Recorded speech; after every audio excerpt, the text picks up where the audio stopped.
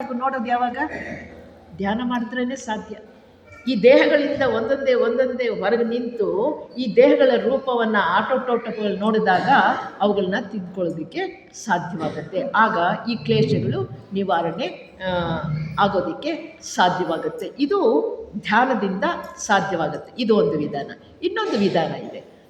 ನಾವು ವಿವೇಕ ಖ್ಯಾತಿ, ಇನ್ನು ನಾನು ಕನ್ಕ್ಲೂಡ್ ಮಾಡ್ತಾ ಇದ್ದೇನೆ. ವಿವೇಕ ಖ್ಯಾತಿ ಮತ್ತು ಜ್ಞಾನ ದೀಪ್ತಿ ಅಂತ ಎರಡು ಪದ ಹೇಳ್ತಾರೆ. ನಮಗೆ ವಿವೇಚನೆ ಬೇಕು.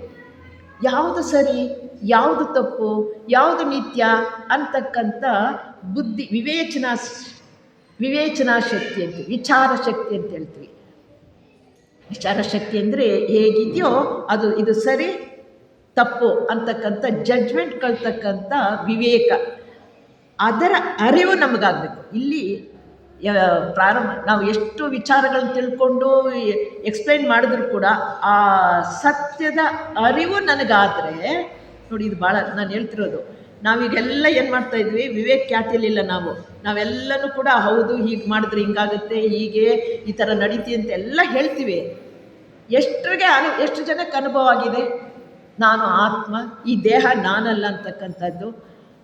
ಆ ರೀತಿ ನಮ್ಮ ಲೀಡರ್ಸು ಕಾಯಿಲೆಯಿಂದ ನರಳ್ತಾ ಇದ್ದರೂ ಕೂಡ 106 ಡಿಗ್ರಿ ಜ್ವರ ಇದ್ದರೂ ಕೂಡ ಭಾಷಣಕ್ಕೆ ಬಂದಾಗ ಈ ದೇಹಕ್ಕೆ ಜ್ವರ ಇದೆ, ನಿಂತ್ಕೊಂಡ್ರು ಭಾಷಣ ಮಾಡುವಾಗ ದೇಹ ಮಾತನಾಡ್ತಾ ಇದ್ರು ಕೂಡ ಮನಸ್ಸು ಕ್ಲಿಯರ್ ಆಗಿತ್ತು, ಭಾಷಣ ಮಾಡಿದ್ರು. ಆಮೇಲೆ ಕೂತ್ಕೊಂಡ್ಬಿಡ್ತಾ ಇದ್ರು. ಆವಾಗ ನೋಡಿದ್ರೆ ಎಷ್ಟು ಟೆಂಪರೇಚರು 100. ನಾನು ಇದನ್ನು ವಿಶ್ವನಾಥರಾಜ್ ಅವ್ರು ನೋಡಿದೆ. ಯಾಕೆಂದರೆ ನನ್ನ ಅನುಭವ ಹೇಳ್ತಾ ಇದ್ದೀನಿ. ಅವ್ರಿಗೆ ಈ ಥರ ಟ್ರಾವೆಲ್ ಮಾಡಿದಾಗ ಸ್ವಲ್ಪ ಸುಸ್ತಾಗ್ತಾ ಇತ್ತು, ವೀಸಿಂಗು ಬರ್ತಾಯಿತ್ತು.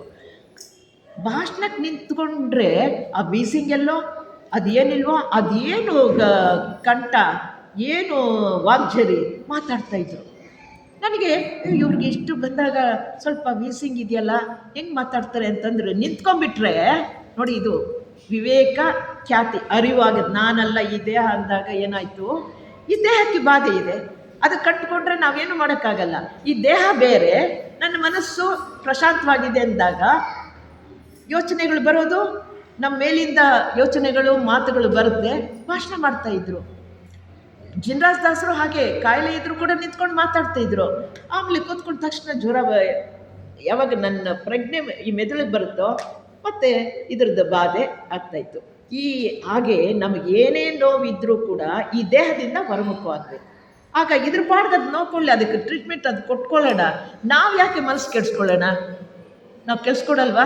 ಅಯ್ಯೋ ನಂಗೆ ನೋವ್ತಾ ಇದೆ, ಅಯ್ಯೋ ನಂಗೆ ನೋವ್ತಿದೆ ಅಂತ ನರಳ್ಕೊಂಡು ಜಾಸ್ತಿ ಮಾಡ್ತಾರೆ.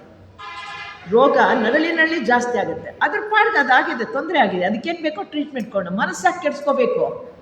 ಮನಸ್ಸು ಪ್ರಶಾಂತವಾಗಿ ಧ್ಯಾನಯುಕ್ತವಾಗಿದ್ದರೆ ಅದು ಆನಂದವಾಗಿರೋದಕ್ಕೆ ಸಾಧ್ಯವಾಗುತ್ತೆ. ಇದನ್ನು ವಿವೇಕ ಖ್ಯಾತಿ, ಈ ಅರಿವು, ಇದು ನಾನಲ್ಲ, ಈ ದೇಹ ನಾನಲ್ಲ, ಯೋಚನೆ ನಾನಲ್ಲ, ನಾನು ಆತ್ಮಸ್ವರೂಪ, ನನ್ನಲ್ಲಿ ಆನಂದ ಇದೆ. ನಾನು ಆನಂದ ಸ್ವರೂಪದ ನಾನೇ ಕಳಬೇಕು. ಆನಂದವಾಗಿರೋಂಗೆ ಅದು ಇವತ್ತು ಬಂದು ನಾಳೆ ಹೋಗೋದಲ್ಲ. ಅದರ ಸ್ವಭಾವವೇ ಆನಂದ. ಯಾವುದ್ರ ಸ್ವಭಾವ? ಆತ್ಮನ ಸ್ವಭಾವ. ಆತ್ಮ ಆನಂದವಾಯಿತು. ನನಗೆ ಹೇಳೋಕ್ಕಾಗಲ್ಲಪ್ಪ, ವರ್ಣನೆ ಮಾಡೋಕ್ಕಾಗಲ್ಲ. ಎಷ್ಟು ಸುಖ ಹೆಂಗಿತ್ತು, ಸಂತೋಷ ಅಂತ ಏನೋ ಹಿಂಗಿತ್ತು ಹಂಗಂತ ಹೇಳ್ತೀವಿ. ಆನಂದ ಹೇಗಿರುತ್ತೆ ಅಂದರೆ ಆತ್ಮಾನಂದವನ್ನು ವರ್ಣಿಸೋಕ್ಕಾಗಲ್ಲ. ನಾವು ಇರ್ಬೋದು ಆ ಸ್ಥಿತಿಯಲ್ಲಿ. ಯಾವಾಗ? ಈ ದೇಹಗಳಿಂದ ಅದನ್ನು ನೋಡೋದು ಯಾವಾಗ? ಅದಕ್ಕೆ ಬೇಕು ಈ ಬೆಳಕು, ಜ್ಞಾನ ದೀಪ್ತಿ, ಆತ್ಮ ಜ್ಯೋತಿ ಬೆಳಗಬೇಕು. ಆತ್ಮ ಜ್ಯೋತಿ ಬೆಳಗೋದು ಯಾವಾಗ? ಅದ್ರ ಮೇಲೆ ಕವರ್ಗಳು ಹಾಕ್ಕೊಂಡಿದ್ದೀವಲ್ಲ, ಆತ್ಮದೇಹದ ಕವರು, ಬುದ್ಧಿ ದೇಹದ ಕವಚ, ಮನೋದೇಹದ ಕವಚ, ಈ ತೆರೆಗಳು ಬಿದ್ದಿದೆಯಲ್ಲ, ನಮ್ಮ ಒಳಗಡೆ ಇರುವ ಆ ಜ್ಯೋತಿಗೆ, ಶುದ್ಧ ಪ್ರಜ್ಞೆಗೆ, ಚೈತನ್ಯಕ್ಕೆ ಏನಿದೆ? ಕವರ್ಗಳು ಹಾಕ್ಕೊಂಡಿದ್ದೀವಿ. ಈ ತೆರೆಗಳನ್ನೆಲ್ಲ ನಾವು ಹೊರಗೆ ಹಾಕಿದ್ರೆ ಆ ಜ್ಯೋತಿ ಬೆಳಗುತ್ತೆ. ಆ ಜ್ಯೋತಿ ಬೆಳಗಿದಾಗ ನಮ್ಮ ನಿಜವಾದ ಸತ್ಯ ನಮ್ಮ ಅರಿವಿಗೆ ಬರುತ್ತೆ. ಅದನ್ನು ವಿವೇಕ ಖ್ಯಾತಿ. ಹೀಗೆ ಕ್ಲೇಶಗಳನ್ನು, 5 ಕ್ಲೇಶಗಳನ್ನು ತಿಳ್ಕೊಂಡ್ವಿ. ಆ ಕ್ಲೇಶಗಳನ್ನು ಯಾವ ರೀತಿ ನಿವಾರಣೆ ಮಾಡ್ಕೊಳ್ಬೇಕು ಅಂತಕ್ಕಂಥದ್ದನ್ನು 3 ವಿಧಾನದಲ್ಲಿ ಹೇಳಿದ್ವಿ. ಆ ತೀವ್ರತೆಯನ್ನು ಕಡಿಮೆ ಮಾಡ್ಕೊಳ್ಬೇಕು, ಬೀಜ ರೂಪಕ್ಕೆ ಬರಬೇಕು. ಆ ಬೀಜ ರೂಪದಲ್ಲಿರ್ತಕ್ಕಂಥದ್ದನ್ನು ಸುಡಬೇಕು, ಇದು ಒಂದು. ಮತ್ತು ಈ ದೇಹ ನಾನು ಬೇರೆ ಅಂತಕ್ಕಂಥದ್ದು ಧ್ಯಾನದಿಂದ ನಿಂತು ಒಂದೊಂದು ದೇಹದಿಂದ ಬಿಡುಗಡೆ ಆಗಬೇಕು.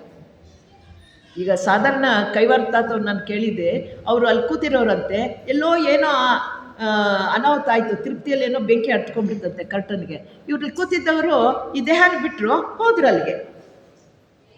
ಹೋಗ್ಬಿಟ್ಟು ಅಲ್ಲಿ ಬೆಂಕಿ ಹಾರಿಸ್ಬಿಟ್ಟು ಬಂದರು. ಎಲ್ಲಿಗೆ ಹೋಗಿದ್ದು ಸ್ವಾಮಿ, ನೀವೇನು ಧ್ಯಾನ ಮಾಡಿ? ಇಲ್ಲ, ತಿರುಪ್ತಿಯಲ್ಲಿ ಕರ್ಟನ್ಗೆ ಬೆಂಕಿ ಅಂಟಿಸ್ಕೊಂಡ್ಬಿಡ್ತು, ನನ್ನ ದೃಶ್ಯಕ್ಕೆ ಬಂತು, ನಾನು ಅಲ್ಲಿ ಹೋಗಿದ್ದೆ. ನಾವು ಈ ದೇಹನ ಬಿಟ್ಟು ಇದನ್ನು ಜೀವಂತ ಇಟ್ಕೊಂಡು ಓಡಾಡೋವಂಥ ಸಾಮರ್ಥ್ಯ ನಮಗೆ ಬೆಳೆಸ್ಕೊಂಡಿಲ್ಲ.